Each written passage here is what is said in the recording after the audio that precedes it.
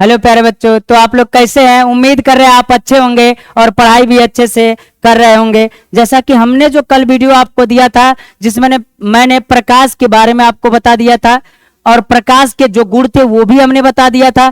प्रकाश किरण पुंज क्या होता है ये भी बता दिए थे और प्रकाश किरण पुंज कितने होते हैं हमने ये भी बता दिया था। यानी अभिसारी, अपसारी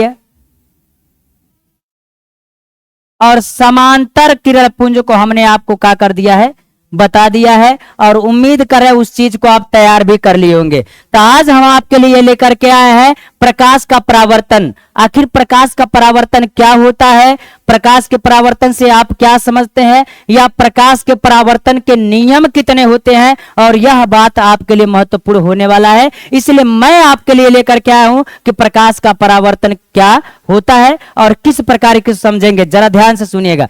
हमने आपसे कल ही बता दिया था कि प्रकाश एक प्रकार की ऊर्जा है जो जिसकी सहायता से हम किसी वस्तु को देख सकते हैं, जो हमें देखने में क्या करता है, सहायता उत्पन्न करता, तो उसे हम क्या कहते हैं, प्रकाश कहते हैं।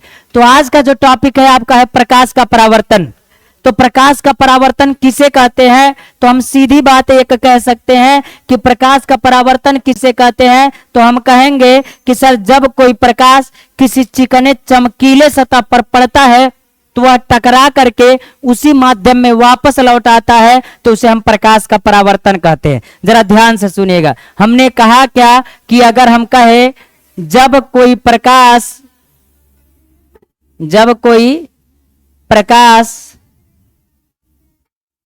किसी चिकने चमकीले सतह पर पड़ता है तो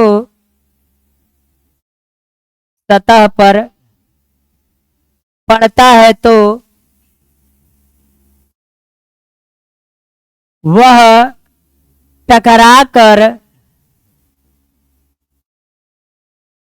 उसी माध्यम में वापस लौट आता है,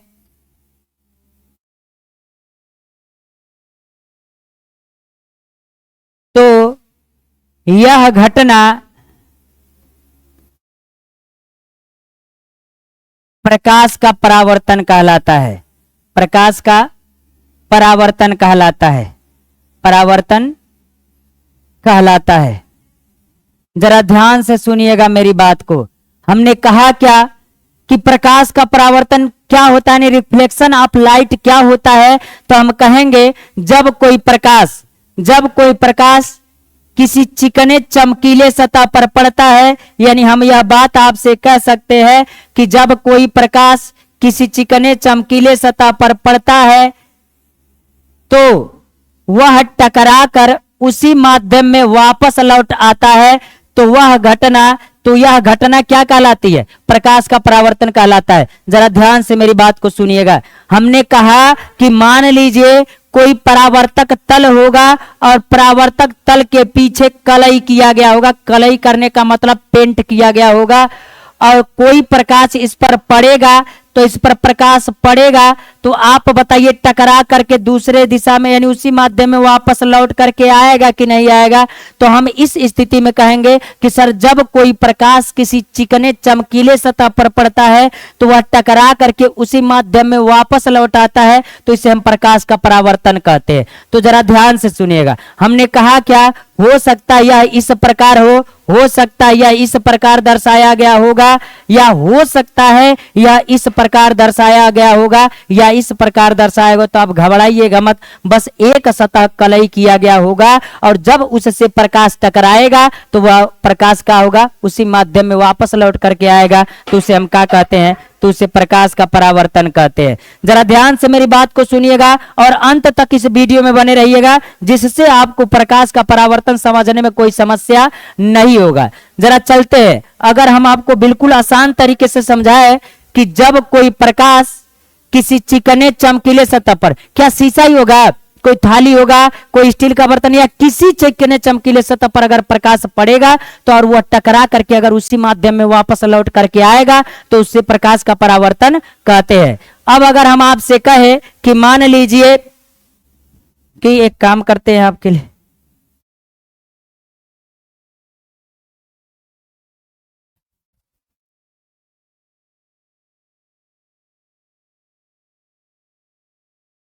जरा ध्यान से सुनिएगा। अगर हम आपसे कहे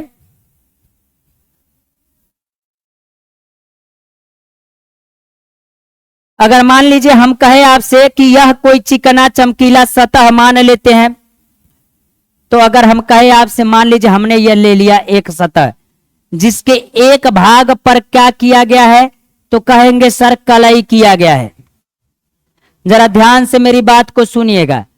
अब अगर हम आपसे कहे कि इस स्थान पर अगर कलई कर दिया गया है, तो एक बात हम कहेंगे कि सर यह प्रकाश यहां से इस पर क्या होगा, पड़ेगा। तो हमने कहा कि सर यह प्रकाश यहां पड़ेगा, और जरा ध्यान से सुनिएगा, जो प्रकाश यहां पर पड़ता है तो इसको आपतित किरण कहते हैं। क्या कहते हैं? आपतित किरण कहते हैं। जरा ध्यान से मेरी बात को सुनिएगा। हमने कहा क्या, इसको आपतित किरण कहते हैं। और जब इस पर ये पड़ेगा तो पड़ने के बाद ये टकरा करके इसी माध्यम में वापस लौट जाएगा, तो इसको परावर्तित किरण कहते हैं। परावर्तित किरण कहते हैं। जरा ध्यान से मेरी बात को सुनिएगा। हमने कहा क्या, हमने यही कहा कि जब कोई प्रकाश किसी चिकने चमकीले सतह पर पड़ता है तो पड़ने वाले को हम क्या कहते हैं, तो हमने कहा कि सर आपतित किरण कहते हैं। और जो टकरा करके इसी माध्यम वापस जाता है तो उसको हम क्या कहते हैं, तो हम कहेंगे सर उसको हम कहते हैं परावर्तित किरण। और इसी बिंदु पर एक बिंदु और स्थित होता है जिसे हम अभिलंब कहते हैं। इसको क्या कहेंगे, अभिलंब कहेंगे। जरा ध्यान से बात मेरी सुनिएगा। अभिलंब कहेंगे तो ये किस प्रकार होगा, तो अच्छे से समझिएगा। अगर हम आपसे कह दे, मान लीजिए कि इस प्रकार अगर है, तो कहेंगे, थोड़ा सा बड़ा कर देते हैं। अगर मान लीजिए हम कहे आपसे कि अगर जो प्रकाश इस पर पड़ रहा है, हमने अभी आपसे कहा प्रकाश का परावर्तन किसे कहते हैं, हमने कहा जब कोई प्रकाश किसी चिकने चमकीले सतह पर पड़ता है तो वह उसी माध्यम में लौट करके वापस चला जाता है, तो उसे प्रकाश का परावर्तन कहते हैं। अब जरा ध्यान से सुनिएगा। अगर जब यह प्रकाश इस पर पड़ता है तो जो प्रकाश पड़ता है, मान लीजिए यहां टॉर्च हमने क्या कर लिया, जला लिया। जब कोई प्रकाश जब किसी वस्तु पर पड़ेगा, टकरा करके उसी माध्यम में वापस जाएगा, तो जो पड़ता है उसको आपतित किरण कहते हैं, और जो टकरा करके वापस जाता है इसको हम क्या कहते हैं, परावर्तित किरण कहते हैं। जरा ध्यान से सुनिएगा। एक बात और कहेंगे कि सर ये आपतित किरण है और ये अभिलंब है, तो आपतित किरण और अभिलंब के बीच बना जो कोण होता है उसको हम आपतन कोण कहते हैं। क्या कहते हैं? आपतन कोण कहते हैं। जरा ध्यान से मेरी बात को सुनिएगा। इसे क्या कहते हैं? आपतन कोण कहते हैं। और इस पर अगर हम कह दे, मान लीजिए जो परावर्तित किरण या अभिलंब के बीच जो कोण बनता है तो इसको हम परावर्तन कोण कहते हैं। जरा ध्यान से मेरी बात को सुनिएगा। हमने कहा क्या, हमने यही कहा कि सर अगर कोई प्रकाश किसी सतह पर पड़ेगा तो उसको हम आपतित किरण कहेंगे, जो इससे टकरा करके वापस जाएगा उसे हम परावर्तित किरण कहेंगे।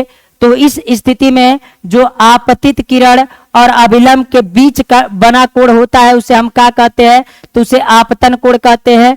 अगला कहेंगे परावर्तन कोण किसे कहते हैं, तो हम कहेंगे सर परावर्तित किरण और अभिलंब के बीच बना कोण क्या होता है, तो परावर्तन कोण होता है। जरा ध्यान से मेरी बात को सुनिएगा। अब अगर यह बात आपको समझ में आ गई तो आराम से कह सकते हैं कि सर प्रकाश का परावर्तन किसे कहते हैं, तो हम कहेंगे जब कोई प्रकाश किसी चिकने चमकीले सतह पर पड़ेगा तो टकरा करके उसी माध्यम में वापस जाएगा, तो इसे प्रकाश का परावर्तन कहते हैं। अगर हम कहना चाहे आपको तो कहेंगे सर प्रकाश के परावर्तन के दो नियम होते हैं। प्रकाश के परावर्तन के दो नियम होते हैं। कितने नियम होते हैं? दो नियम होते हैं। जरा ध्यान से सुनिएगा। जो दो नियम होता है उसे क्या कहते हैं, तो जरा देखिएगा। हम कहेंगे सर दो नियम होते हैं, तो पहला क्या होता है और दूसरा क्या, तो मैं आपको बताता हूं। जरा ध्यान से सुनिएगा। अब एक बात और को समझना यह है कि अगर मान लीजिए कि सर जो आपतित किरण और अभिलंब के बीच बना कोण है इसको आपतन कोण कहते हैं और इसको हम आई से प्रदर्शित करते हैं। किससे करते हैं? आई से। और जो परावर्तन कोण होता है यानी अभिलंब और परावर्तित किरण के बीच का कोण जो होता है इसको क्या कहते हैं? तो आर कहते हैं। जरा ध्यान से मेरी बात को सुनिएगा और मैं बार बार कहना चाहूंगा इससे कि आपका बहुविकल्पी का एक क्वेश्चन पूछेगा और बहुत ज्यादा इससे क्वेश्चन पूछता है। और कभी कभी अगर आप पॉलिटेक्निक वगैरह का भी पेपर देने जाते हैं, तैयारी वाले पेपर में भी यह क्वेश्चन पूछता है, डायरेक्ट क्वेश्चन पूछता है ऐसे कि अगर इस प्रकार बना है 30 कोण का मान अगर 30 अंश है तो इसका कितना होगा, अगर इसका 30 अंश है तो इसका कितना होगा, अगर ये 60 अंश है तो इसका कितना होगा, ये सब बातें पूछता है। तो इसमें मैं आपको क्या करूंगा बताऊंगा, तो जरा ध्यान से सुनिएगा। पहला अगर यह बात कह रहा है कि सर परावर्तन के 2 नियम होते हैं तो कौन कौन होते हैं, जरा ध्यान से सुनिएगा। तो पहला कहेंगे सर आपतित किरण, आपतित किरण, परावर्तित किरण, परावर्तित किरण तथा आपतन बिंदु पर स्थित अभिलंब, या ऐसे कभी आपतित किरण, परावर्तित किरण तथा अभिलंब, अभिलंब तीनों एक ही बिंदु, तीनों एक ही बिंदु आपतन बिंदु पर स्थित होता है, आपतन बिंदु पर स्थित होता है।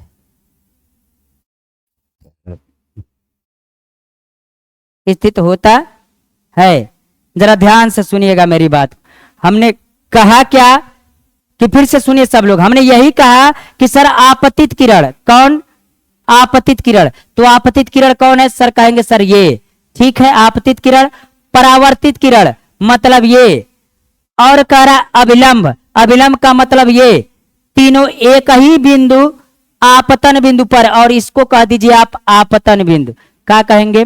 आपतन बिंदु। जरा मेरी बात को गौर से सुनिएगा। हमने कहा क्या कि जो आपतित किरण होती है, परावर्तित किरण होती है तथा अभिलंब जो होता है, तीनों एक ही बिंदु आपतन बिंदु पर स्थित होता है। किसी को दिक्कत है क्या? अगर हम आपको फिगर में दिखाए और पूछे कि देखिए सर ये क्या है, तो कहेंगे सर आपतित किरण है, ये क्या है? परावर्तित किरण है, और ये क्या है? अभिलंब है। तीनों एक ही बिंदु पर स्थित है कि नहीं है? जब कहेंगे सर तीनों एक ही बिंदु पर स्थित है तो हम यह बात आपको कह सकते हैं कि सर आपतित किरण, परावर्तित किरण तथा अभिलंब तीनों एक ही बिंदु आपतन बिंदु पर स्थित होता है। और इसी को हम प्रथम नियम कहते हैं। यानी पहला नियम जो यही होता है कि सर आपतित किरण, परावर्तित किरण तथा अभिलंब तीनों एक ही बिंदु आपतन बिंदु पर स्थित होता है। तो कहेंगे सर दूसरा नियम क्या होता है? तो कहेंगे सर दूसरा नियम जो होता है मेरा, तो कहेंगे दूसरा नियम होता है, तो कहेंगे आपतित किरण, आपतित किरण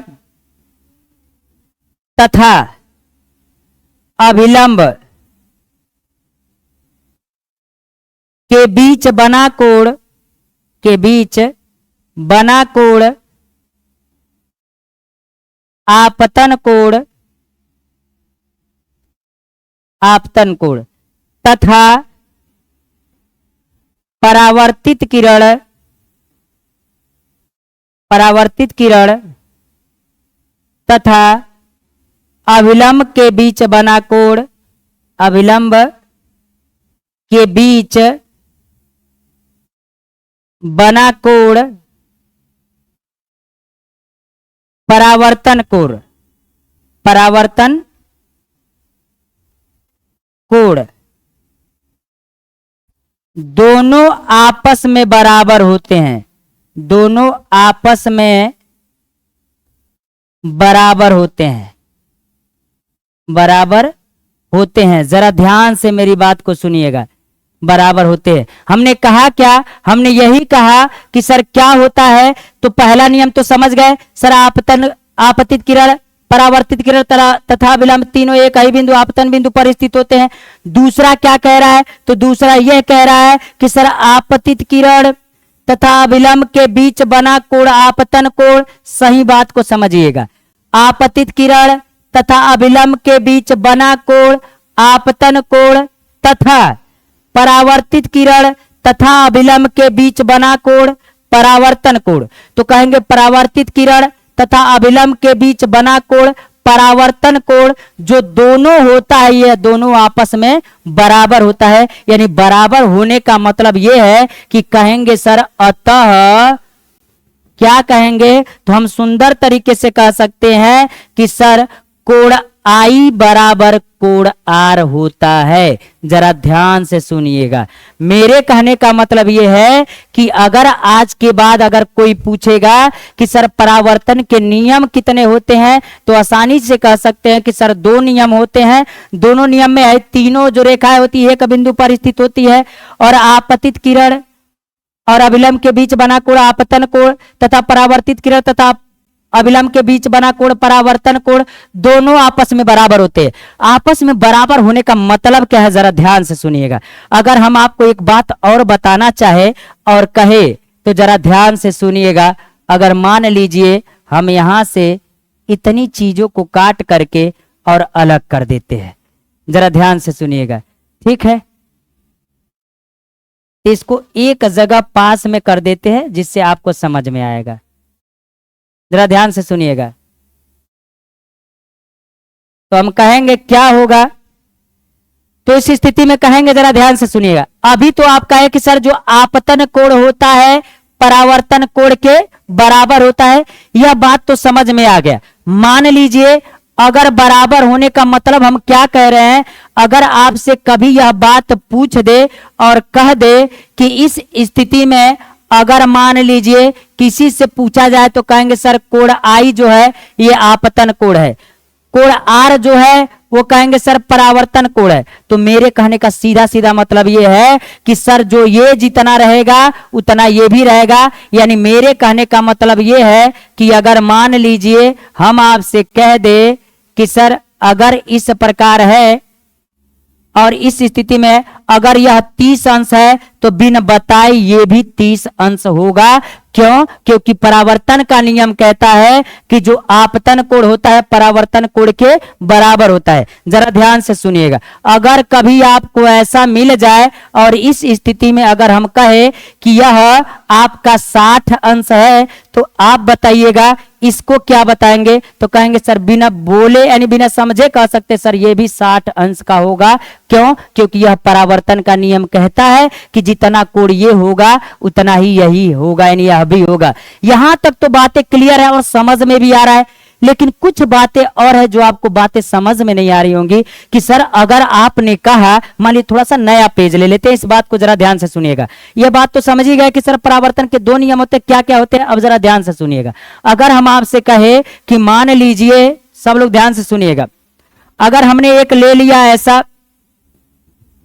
और इस स्थिति में कहेंगे सर ये अभिलंब है, आपतित किरण है, ऐसे पड़ेगा, और ये परावर्तित किरण है और ये कोण आई है और ये क्या है, तो कहेंगे सर कोण आर है, मान लीजिए। अब जरा ध्यान से सुनिएगा, आज के बाद अगर आपसे कोई पूछ दे कि बताओ अगर यह 60 अंश का या 70 अंश का है तो आप बताइए कितने अंश का होगा। मेरी बात को समझिएगा, हमने कहा क्या, अभी तक तो इसी को बताया था कि सर ये 30 अंश होगा तो ये भी 30 अंश होगा। लेकिन कभी आपके साथ ऐसा हो जाए कि इस कोण का अगर मान दे देगा 70 अंश और इसका पूछेगा तो क्या होगा, जरा ध्यान से सुनिएगा। अगर हम आपको कहे कि इस प्रकार का कोण होता है तो कितने अंश का होता है, तो कहेंगे सर 90 अंश का होता है।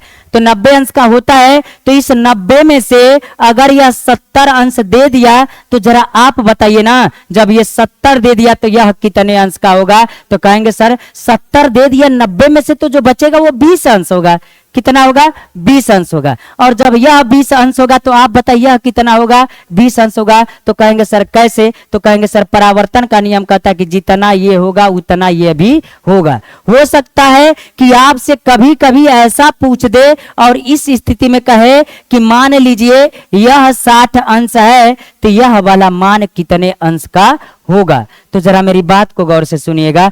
अब तरीका यह है कि सर अगर यह दोनों बराबर होगा तो जितने अंश का ही होगा ना उतने अंश का ये भी होगा। और ऐसा नहीं करना चाहते तो आप ऐसे कह सकते हैं सर ये 60 अंश का, तो आप बताइए कितने अंश का होगा, तो कहेंगे सर 30 अंश का होगा, तभी तो पूरा 90 अंश का होगा।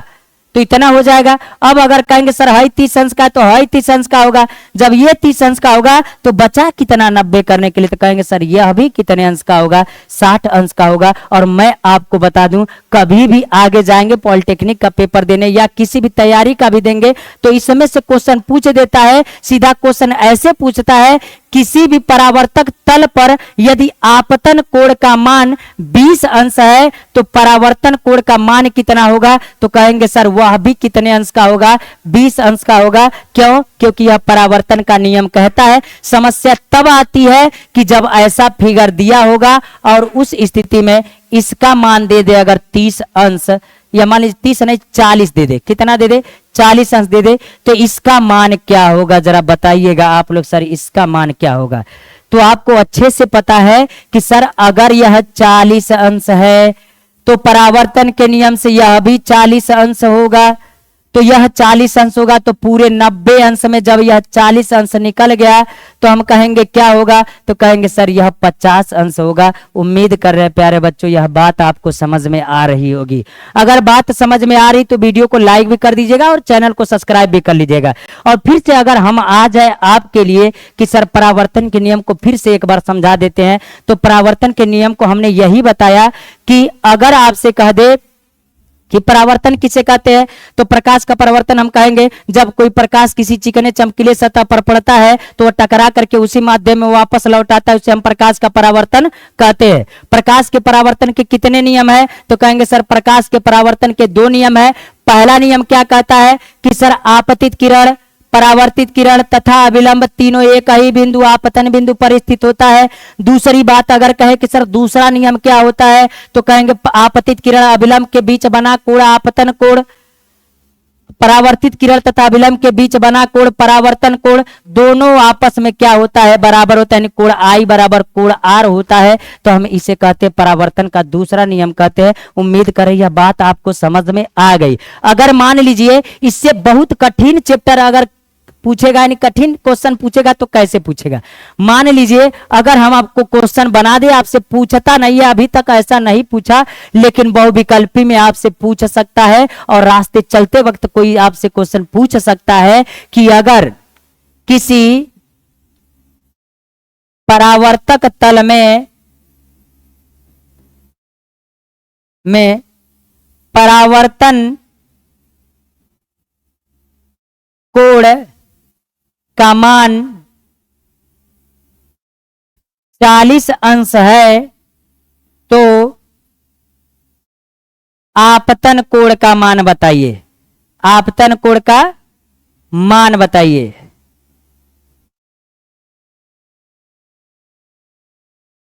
आपतन कोण का मान बताइए। बहुत से बच्चे ऐसे होते हैं जो 10वीं पढ़ने के बाद पॉलिटेक्निक का या आईटीआई किसी का चीज का पेपर देना चाहते हैं। आईटीआई का तो होता नहीं, लेकिन पॉलिटेक्निक का अगर देना चाहेंगे तो उस स्थिति में क्वेश्चन पूछता है एंट्रेंस एग्जाम वाला। तो हम लोग भी जब 10 पढ़ते तो 10 में भी दिए थे, 12 में भी दिए थे, यानी तब भी ये क्वेश्चन, इससे 3 क्वेश्चन पूछा था।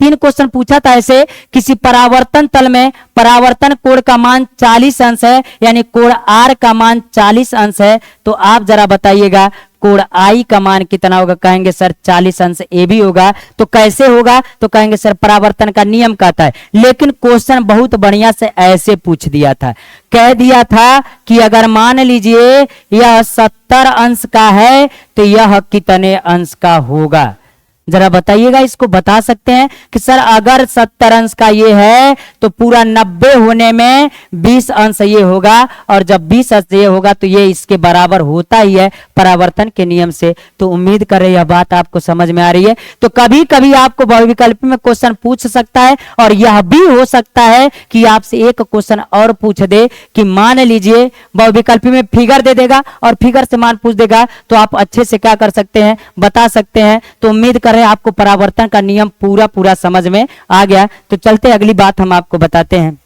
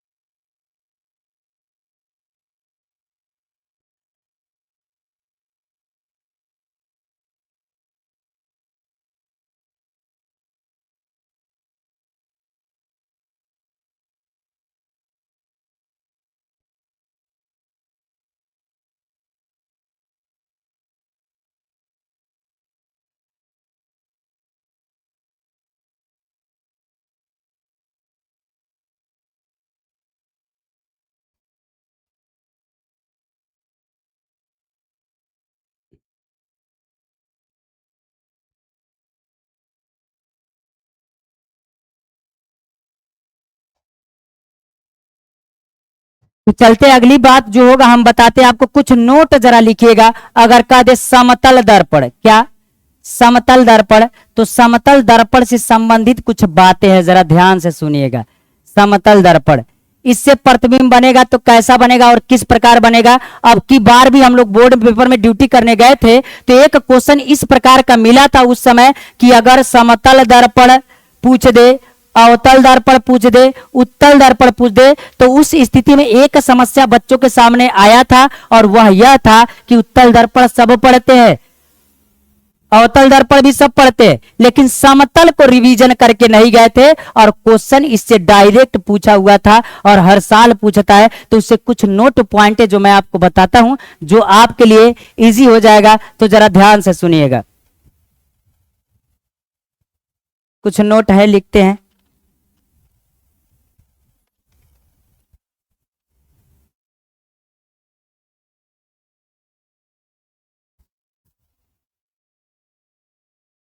समतल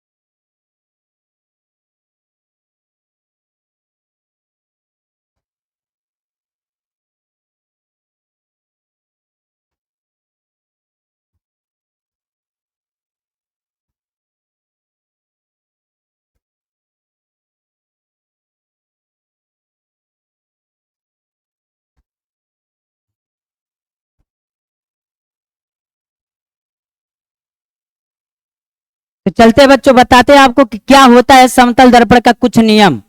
मैंने आपको पहले से इसलिए लिख के रख दिया है जिससे आपको आसानी होगा समझाने में और आपको समझने में भी। जरा ध्यान से सुनिएगा क्या कह रहा है, एक एक बात को मैं बताऊंगा। पहला जो नियम ये कह रहा है, और सब लोग उत्तल दर्पण पढ़ते हैं, अवतल दर्पण पढ़ते हैं, लेकिन समतल दर्पण को नहीं पढ़ते, और यहीं से बोर्ड पेपर में क्वेश्चन पूछ देता है। और हर साल हम लोग ड्यूटी करते हैं तो देखते हैं कि हर बच्चा यहीं पर आकर के फंसता है। तो जरा ध्यान से सुनिएगा।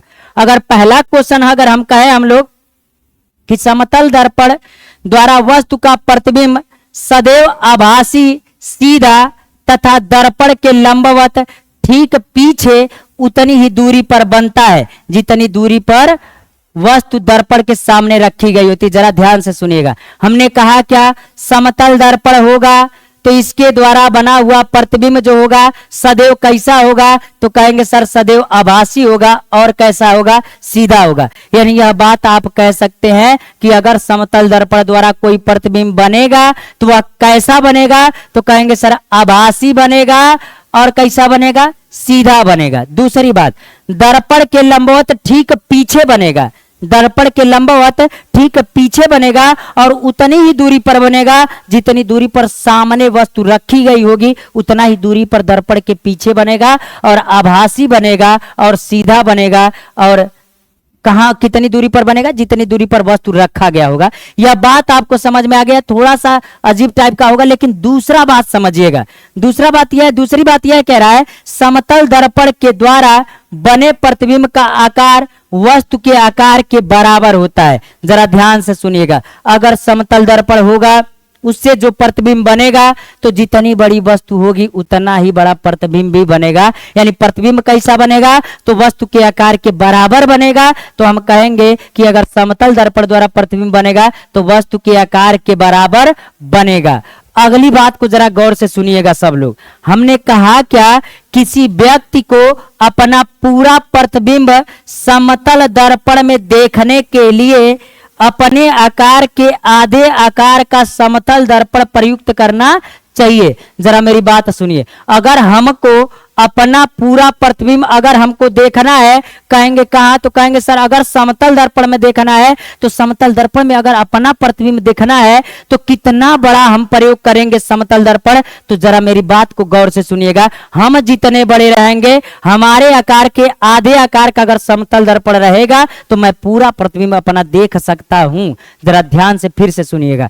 हमने कहा क्या, अगर किसी व्यक्ति को अपना प्रतिबिंब समतल दर्पण में देखना होगा तो कितना बड़ा ऊंचा समतल दर्पण प्रयोग करना पड़ेगा, तो हमारे ऊंचाई का आधा तो कम से कम होना चाहिए जिससे मेरा पूरा प्रतिबिंब उस दर्पण में बन जाए। तो वही हमने कहा, किसी व्यक्ति को अपना पूरा प्रतिबिंब समतल दर्पण में देखने के लिए अपने आकार के आधे आकार का समतल दर्पण प्रयोग करना चाहिए। सपोज दैट अगर मान लीजिए 170 सेंटीमीटर का अगर कोई व्यक्ति है या वस्तु है, समझ गए, 170 सेंटीमीटर का अगर कोई व्यक्ति या वस्तु है, तो अगर इसको अपना पूरा प्रतिबिंब देखना होगा तो कितने बड़े ऊंचाई का समतल दर्पण प्रयोग करना पड़ेगा। तो जरा ध्यान से सुनिएगा। अगर इतने का है तो इसके आधे आकार का, तो कहेंगे सर 2 से भाग दे लीजिए, तो 2 8 16 हो जाएगा। अब फिर बचा कितना, एक तो हो गया, 10 2 5 10, यानी 85 सेंटीमीटर का अगर रहेगा तो वो कितना होगा, तो कहेंगे सर इतने सेंटीमीटर का होगा तो वह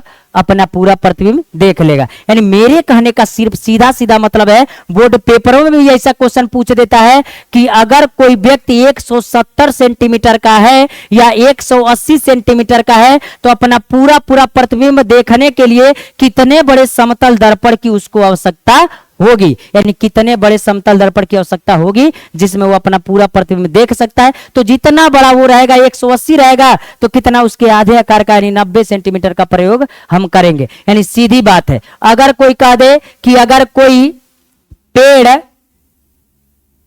100 या 200 मान लीजिए 200 सेंटीमीटर ऊंचा है, 200 मीटर मान लीजिए, बहुत बड़ा मान लीजिए, 200 मीटर ना लीजिए, थोड़ा सा छोटा ही ले लीजिए, 100 मीटर ले लीजिए। 100 मीटर पेड़ इतना ऊंचा है, कितना, 100 मीटर। अगर पूरा उस 100 मीटर ऊंचाई के प्रतिबिंब को अगर समतल दर्पण में देखना है तो कितना प्रयोग होना चाहिए, तो कम से कम आपका 50 सेंटीमीटर या 50 मीटर का दर्पण होना चाहिए, समतल दर्पण, जिससे हम प्रतिबिंब को देख सकते हैं। अगली बात जरा ध्यान से सुनिएगा। कह रहा है समतल दर्पण के सामने आता हुआ कोई व्यक्ति समतल दर्पण में दुगने चाल से आता हुआ दिखाई पड़ेगा यानी दिखाई देगा। मेरी बात को सुनिएगा, अगर कोई व्यक्ति समतल दर्पण के सामने दौड़ के आ रहा है कितने किलोमीटर की स्पीड से, तो हम कहेंगे अगर मान लीजिए अगर 5 किलोमीटर प्रति घंटे की स्पीड से आ रहा है समतल दर्पण के सामने, तो समतल दर्पण में कितने स्पीड से दिखाई देगा, दुगने स्पीड से, तो कहेंगे सर 10 किलोमीटर प्रति घंटे की स्पीड से आता हुआ वो दिखाई देगा। मेरी बात समझे कि नहीं समझे? मेरे कहने का मतलब सीधा यही है कि अगर कोई वस्तु समतल दर्पण के सामने या कोई व्यक्ति दौड़ता हुआ आता है तो समतल दर्पण में उसकी चाल उसके चाल से दुगने दिखाई देगी। अगर हम कह दे आपसे, मान लीजिए कोई व्यक्ति 10 किलोमीटर प्रति सेकेंड की स्पीड से वो क्या कर रहा है, किसी वस्तु के तरफ यानी किसी समतल दर्पण के सामने आ रहा है, सही में दौड़ कितना रहा है, 10 किलोमीटर प्रति घंटे की, कहिए सेकंड ना कहिए, बहुत ज्यादा हो जाएगा, तो कितना हो जाएगा, तो कहेंगे 10 किलोमीटर प्रति घंटे की स्पीड से समतल दर्पण के सामने दौड़ता हुआ आ रहा है, तो कितना स्पीड से दर्पण में दिखाई देगा समतल दर्पण में, कहेंगे सर जितना आ रहा होगा ना उतने दुगने स्पीड से आता हुआ दिखाई देगा किसमें, तो कहेंगे सर समतल दर्पण में। और ये डायरेक्ट क्वेश्चन पूछ देता है कि अगर कोई व्यक्ति किसी समतल दर्पण के सामने 10 किलोमीटर की स्पीड से दौड़ता हुआ आ रहा है तो समतल दर्पण में कितनी स्पीड से वो दिखाई देगा, तो अगर 10 किलोमीटर की स्पीड से आ रहा है तो समतल दर्पण में दुगनी स्पीड से दिखाई देगा, यानी वो स्पष्ट कह सकते सर दुगनी स्पीड से आता हुआ दिखाई देगा। अगर 10 किलोमीटर प्रति घंटे की स्पीड से आ रहा है तो उसमें 20 किलोमीटर प्रति घंटे की स्पीड से आएगा। यानी सीधा सीधा कहने का मतलब यही है कि अगर कोई व्यक्ति समतल दर्पण के सामने आ रहा है तो जो उसकी चाल आएगी उसके दुगनी स्पीड से वो समतल दर्पण में दिखाई देगा। और यहीं से क्वेश्चन अगर समतल दर्पण से पूछेगा तो आपसे पूछेगा, इससे बाहर से नहीं पूछेगा। और लिख के रख लीजिए, आपसे क्वेश्चन क्लियर कट पूछेगा।